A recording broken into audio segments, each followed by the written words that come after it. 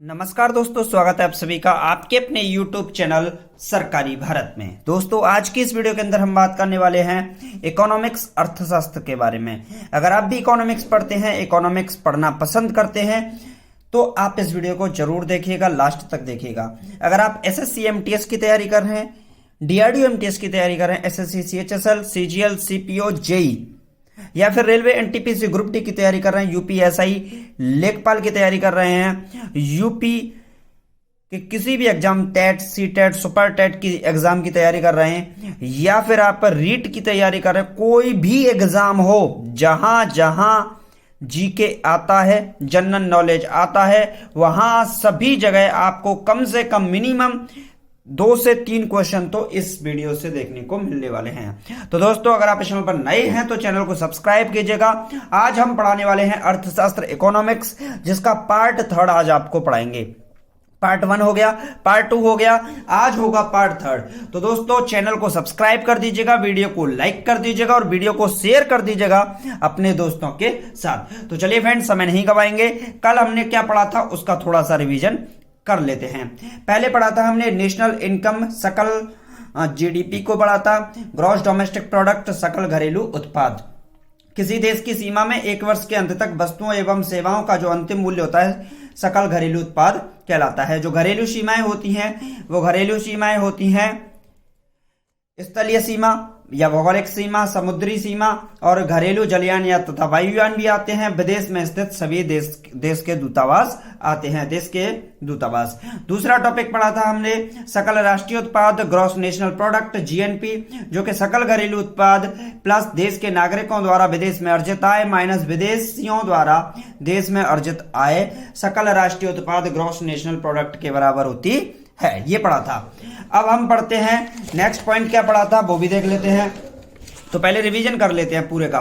GNP बराबर होता है जीडीपी प्लस एनएफआईए। एनएफआईए क्या होता है? विदेश से प्राप्त शुद्ध आय। मूल्यह्रास डेप्रिसिएशन क्या होता है? तो उत्पादन प्रक्रिया के दौरान होने वाली गिरावट या घिसावट क्या कहलाती है? मूल्यह्रास कहलाती है। जबकि मूल्यह्रास से वस्तु की आय और जीवन काल के बराबर होता है। नेक्स्ट जो पॉइंट है, नेक्स्ट टॉपिक है, वो है शुद्ध राष्ट्रीय उत्पाद, नेट नेशनल इनकम। तो नेट नेशनल इनकम, जो नेट नेशनल प्रोडक्ट होता है, शुद्ध राष्ट्रीय उत्पाद होता है, एनएनपी, वो बराबर होता है जीएनपी माइनस मूल्यह्रास के। सकल राष्ट्रीय उत्पाद से मूल्यह्रास को घटाने पर प्राप्त शुद्ध राष्ट्रीय उत्पाद प्राप्त होता है। अब ये 2 प्रकार का होता है, एक होता है मार्केट प्राइस पर, एक होता है फैक्टर कॉस्ट पर। तो बाजार मूल्य अंतिम मूल्य पर या फैक्टर कॉस्ट कारक मूल्य पर। कारक बाजार में कारक टैक्स व सब्सिडी के कारण जिस मूल्य पर वस्तु अंतिम रूप से उपलब्ध होती है, मार्केट प्राइस बाजार मूल्य पर कहलाती है। फैक्टर कॉस्ट क्या है? उत्पादन के समय काम में लिए गए कारकों का कुल मूल्य यदि उत्पाद का मूल्य हो, तो ये फैक्टर कॉस्ट कहलाता है कारक मूल्य पर। नेक्स्ट पॉइंट क्या है फ्रेंड्स? तो नेक्स्ट पॉइंट को भी देख लेते हैं। तो अगला पॉइंट है बाजार कीमत पर, मार्केट प्राइस पर अगर फैक्टर कॉस्ट पर देगा तो बाजार मूल्य minus tax plus subsidy. NNP market cost per होती है, NNP market price minus tax plus subsidy. NNP factor cost per होती है, NNP market cost minus tax plus subsidy के बराबर। अब अगला क्या होता है? अगला भी हमने पढ़ा था, तो इसमें से हमने पहले पढ़ा था जीडीपी को। तो शुद्ध राष्ट्रीय उत्पाद कारक मूल्य पर शुद्ध राष्ट्रीय उत्पाद कारक मूल्य पर राष्ट्रीय आय कहलाता है, ये कहलाता है। अगला क्या है? जीडीपी। तो जीडीपी में से अगर मूल्यह्रास को घटाया जाए तो एनडीपी नेट डोमेस्टिक प्रोडक्ट प्राप्त हो जाएगा। और जीडीपी में अगर एनएफआईए विदेशों से प्राप्त शुद्ध आय को जोड़ दिया जाए तो जीएनपी प्राप्त हो जाएगा। जीएनपी में से अगर मूल्यह्रास को घटाया जाए तो एनएनपी मार्केट कॉस्ट पर प्राप्त हो जाएगा। एनएनपी मार्केट कॉस्ट में से टैक्स को घटाया जाए, सब्सिडी को जोड़ा जाए, तो एनएनपी फैक्टर कॉस्ट पर प्राप्त होगा, जो कि नेशनल इनकम के बराबर होगा। प्रति व्यक्ति आय, पर कैपिटा इनकम की बात करें, प्रति व्यक्ति आय की बात करें, पर कैपिटा इनकम, तो प्रति व्यक्ति आय राष्ट्रीय आय बटे जनसंख्या के बराबर है। वर्ष 2019-20 में प्रति व्यक्ति आय क्या थी? तो चालू वर्ष पर 1,35,050 रुपए थी, जबकि आधार वर्ष पर 96,559 रुपए थी। 2011-12 की बात की जाए तो रिवीजन चल रहा है, तो चालू वर्ष में और आधार वर्ष में, करंट ईयर प्रचलित वर्ष में जब अर्थव्यवस्था की गणना प्रचलित कीमतों के आधार पर की जाती है, आधार वर्ष में या स्थिर वर्ष में बेस ईयर होता है, जब किसी वर्ष को आधार मानकर उन कीमतों पर आधार की अर्थव्यवस्था की गणना की जाती है। तो ये हम सब कुछ पढ़ चुके थे। अब हमारा जो टॉपिक था ये कुछ पॉइंट थे इसके अंदर, पॉइंट को भी रिवीजन कर लेते हैं। तो पॉइंट क्या थे? भारत में राष्ट्रीय आय की गणना। तो भारत में राष्ट्रीय आय की गणना सर्वप्रथम दादा भाई नेहरू जी ने 1868 में की थी। इनकी पुस्तक poverty and unweighted rule in India में इस बात के बारे में लिखा गया था। इस पुस्तक में प्रति व्यक्ति आय को 20 रुपए बताया गया था।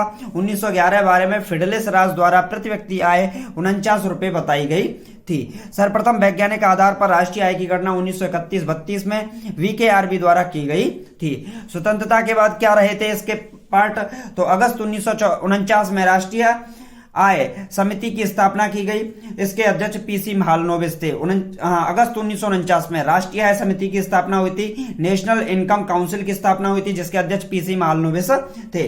वर्तमान में देश में राष्ट्रीय आय की गणना सीएसओ सेंट्रल स्टैटिस्टिकल ऑफिस केंद्रीय सांख्यिकी कार्यालय द्वारा की जाती है। इसकी स्थापना मई 1991 में की गई थी। इसका मुख्यालय नई दिल्ली में है। हाल ही में सीएसओ का नाम बदलकर एनएसओ नेशनल स्टैटिस्टिकल ऑफिस राष्ट्रीय सांख्यिकी कार्यालय कर दिया गया है। राष्ट्रीय आय की गणना हेतु आधार वर्ष 2011-12 लिया जाता है। आधार वर्ष 2005 को 2011 बारे में 1 जनवरी 2015 को कर दिया गया था। तो अब तक की जो 2 वीडियो में पढ़ाया है उसका मैंने सबसे पहले आपको रिवीजन करा दिया। आज पढ़ने वाले हैं हम नेशनल इनकम राष्ट्रीय आय। भाई राष्ट्रीय आय किसी भी देश की अगर राष्ट्रीय आय है तो वो क्या होगी, उसके क्या मापदंड होंगे, कैसे किसी भी देश की राष्ट्रीय आय की गणना की जा सकती है, किन किन आधारों पर राष्ट्रीय आय की गणना की जाएगी। तो इन सभी पॉइंट के बारे में इस वीडियो के अंदर अब हम देखने वाले हैं। तो चलिए स्टार्ट करते हैं। सबसे पहले बात करते हैं राष्ट्रीय सांख्यिकी कार्यालय। तो सबसे पहले अगर बात करें राष्ट्रीय सांख्यिकी नेशनल स्टैटिस्टिकल ऑर्गेनाइजेशन, राष्ट्रीय सांख्यिकी कार्यालय नेशनल स्टैटिस्टिकल ऑर्गेनाइजेशन, इसका पहले नाम था सीएसओ सेंट्रल स्टैटिस्टिकल ऑर्गेनाइजेशन, अब नाम है इसका नेशनल स्टैटिस्टिकल ऑर्गेनाइजेशन। अब ये क्या है? तो यह सांख्यिकी व कार्यक्रम क्रियान्वयन मंत्रालय के अधीन काम करता है। ये किसके अधीन काम करता है?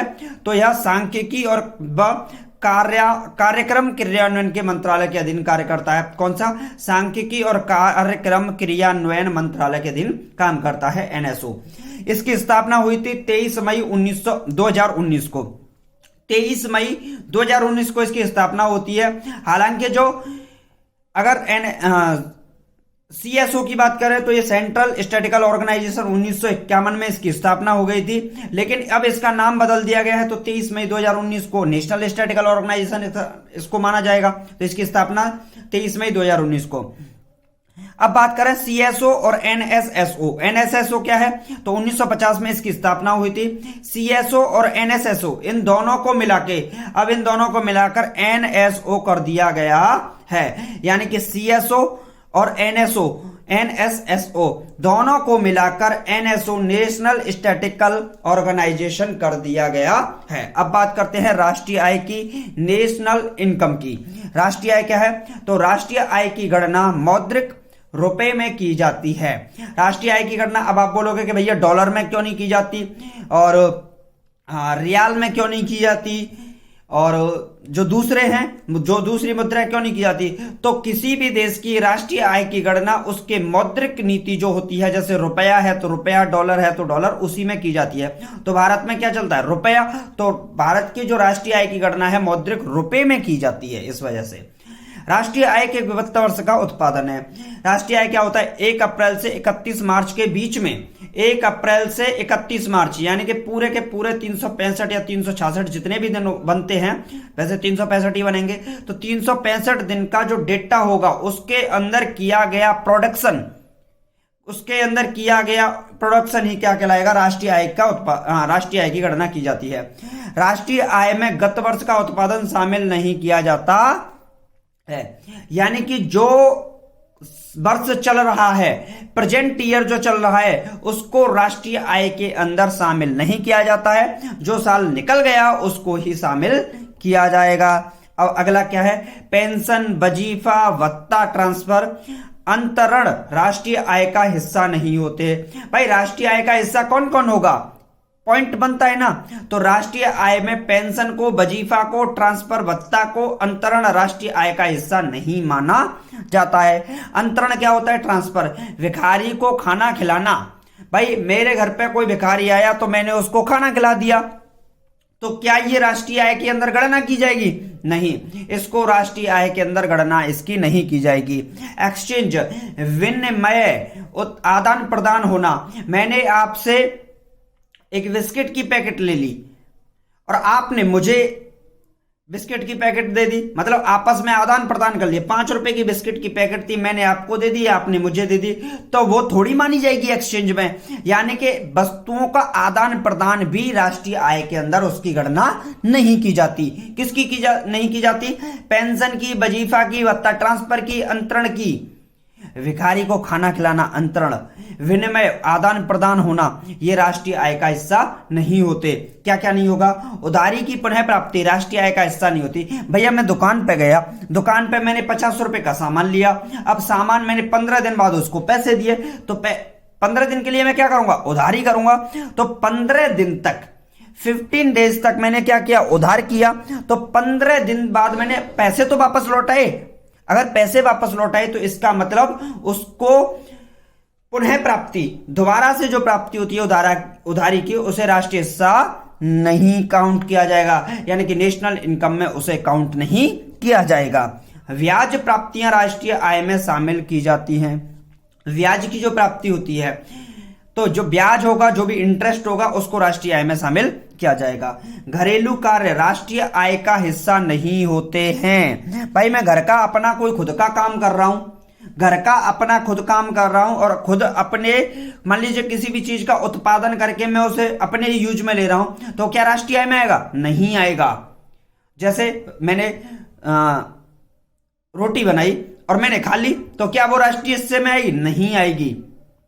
उसको राष्ट्रीय इनकम में नहीं माना जाएगा। लेकिन आटा कहां से आया? आटा कहां से आया? आटे के लिए गेहूं कहां से आया? ये सभी चीजें, नमक कहां से आया? ये सभी चीजें राष्ट्रीय आय में मानी जाएंगी। लेकिन मैंने खुद का उत्पादन किया और खुद ही उसको यूज कर लिया, तो वो फिर नहीं माना जाएगा उस तरीके से। लॉटरी, सट्टेबाजी राष्ट्रीय आय का हिस्सा नहीं होते। जैसे कोई लॉटरी लगा रहे हैं, सट्टेबाजी कर रहे हैं, तो इसे राष्ट्रीय आय का हिस्सा नहीं माना जाता। किसी पुराने उत्पाद की पुनः बिक्री से प्राप्त आय राष्ट्रीय आय का हिस्सा नहीं होती है। चोरी से प्राप्त आय राष्ट्रीय आय का हिस्सा नहीं होती है। किराया राष्ट्रीय आय का हिस्सा होता है। किराया क्या होता है? भाई जो रेंट दे रहे हैं, तो वो क्या होगा? राष्ट्रीय आय, नेशनल इनकम का हिस्सा माना जाएगा। शेयर से प्राप्त आय राष्ट्रीय आय का हिस्सा नहीं होती है। भाई शेयर से जो प्राप्त आय होती है उसे राष्ट्रीय आय का हिस्सा नहीं माना जाता। अब बात करेंगे राष्ट्रीय आय की गणना की विधियों के बारे में। भाई राष्ट्रीय आय की गणना की विधि हैं, तो इन विधियों पर बात करते हैं। तो सबसे पहली है उत्पादन के कारक। उत्पादन के कारक, पहला है कच्चा माल, रेंट किराए पे, श्रम को मजदूरी पे, पूंजी को ब्याज पे और उद्यमशीलता को लाभ पर। कच्चे माल को किराए पर, श्रम को मजदूरी पर, पूंजी को ब्याज पर और उद्यमशीलता को लाभ यानी कि प्रॉफिट। तो ये उत्पादन के कारक हैं। और राष्ट्रीय आय, नेशनल इनकम गणना की 3 विधि हैं। कौन कौन सी विधि हैं? तो 3 विधियां, पहली है उत्पादन विधि, प्रोडक्शन मेथड, दूसरी है आय विधि, इनकम मेथड, तीसरी है व्यय विधि, एक्सपेंडिचर मेथड। तो नेशनल इनकम के 3 पार्ट होते हैं, 3 स्तंभ होते हैं, उत्पादन विधि, आय विधि, व्यय विधि, production method, income method, expenditure method.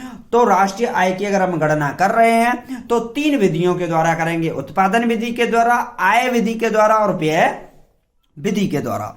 उत्पादन विधि क्या होती है भैया? ये तो उत्पादन विधि, प्रोडक्शन मेथड क्या होता है? संपूर्ण उत्पादन 1 वर्ष में होने वाले को जोड़ने पर जीडीपी को ज्ञात किया जा सकता है। भाई संपूर्ण जो उत्पादन हुआ है 1 वर्ष के अंदर, इस 1 वर्ष के अंदर तो होने वाले को जोड़ने पर जीडीपी प्राप्त किया जाता है। तो जीडीपी GVA 1, GVA 2, GVA 3, यानी GVA क्या होता है? GVA ग्रॉस वैल्यू एडिशन, सकल मूल्य वर्धन। क्या होता है? सकल मूल्य वर्धन, ग्रॉस वैल्यू एडिशन होता है GVA।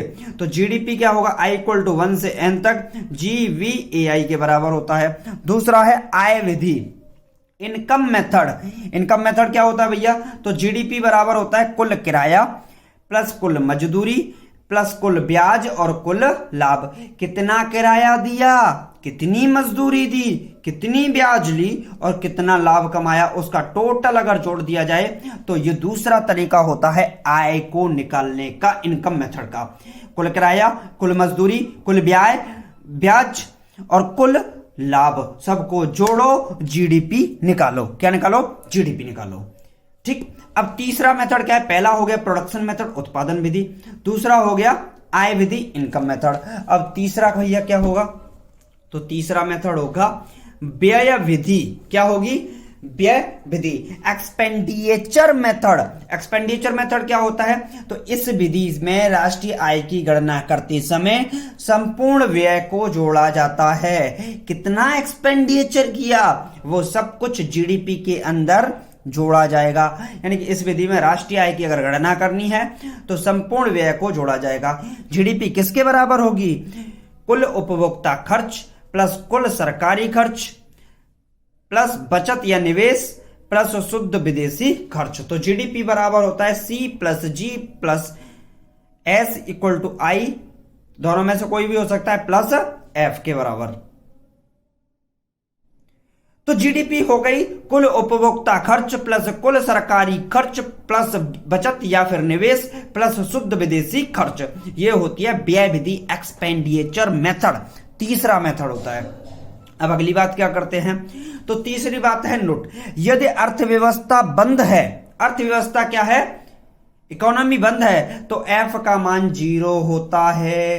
अब बात करते हैं, ये तो हुई आज की बात क्या? नेशनल इनकम की। कल हम बात करेंगे पंचवर्षीय योजना, 5 ईयर प्लान्स को पढ़ने वाले हैं। तो थोड़ा सा आपको दिखा देता हूं, मेरे जो नोट्स बने हैं बहुत जबरदस्त तरीके से बने हैं।